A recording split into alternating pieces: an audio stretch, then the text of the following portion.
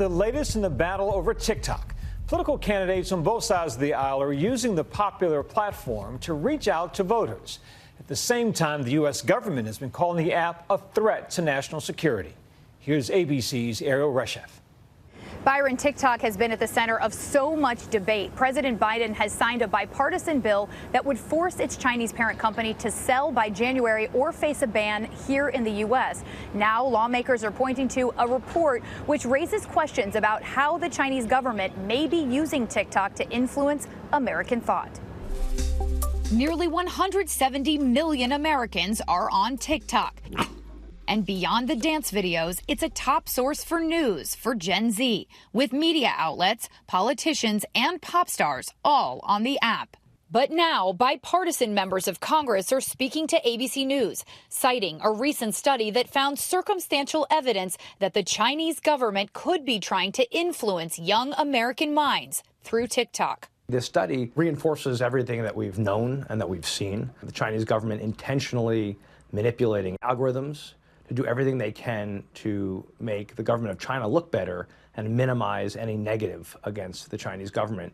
Congressman Josh Gottheimer, an author of the TikTok bill, says new research supports his fears about the wildly popular app. TikTok is certainly a national security threat.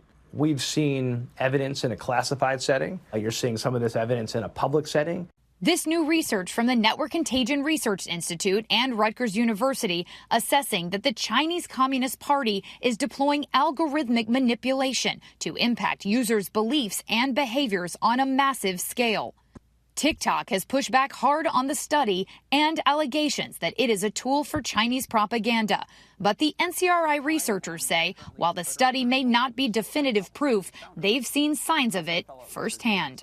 Is TikTok telling our youth what to think? It's subverting the autonomy of its users. We saw a mosaic of different efforts to pollute the information environment with pro-Chinese propaganda. To try to better understand the experience of Gen Z on TikTok, analysts created 24 avatar accounts representing fictional 16-year-old boys and girls living in America. Then they searched for topics sensitive to the Chinese government on TikTok and separately on American platforms Instagram and YouTube. One of those topics, Tiananmen, where hundreds of pro-democracy protesters were killed in a violent crackdown by the Chinese government in 1989. When I go to YouTube, you put in Tiananmen, and the first thing you have are mainstream news documentaries. But researchers say most of the content regarding Tiananmen that showed up on TikTok was, in their judgment, not relevant or pro-China compared to what showed up on Instagram and YouTube. Tourist videos singing about the greatness of the square itself. And then here is a known pro-Chinese Communist Party influencer casting doubt on the narrative that this was something of violent suppression. TikTok's CEO denying similar allegations during a contentious appearance before Congress last year. We do not promote or remove any content on behalf of the Chinese government. What about the massacre in Tiananmen Square, yes or no? That kind of content is available on our platform. You can go and search it. I will remind you that making false or misleading statements to Congress is a federal crime. I understand. Again, if you go on our platform, you will find that content. When we looked at material that's sensitive to the Chinese Communist Party, these materials were significantly, inexplicably underrepresented on the platform.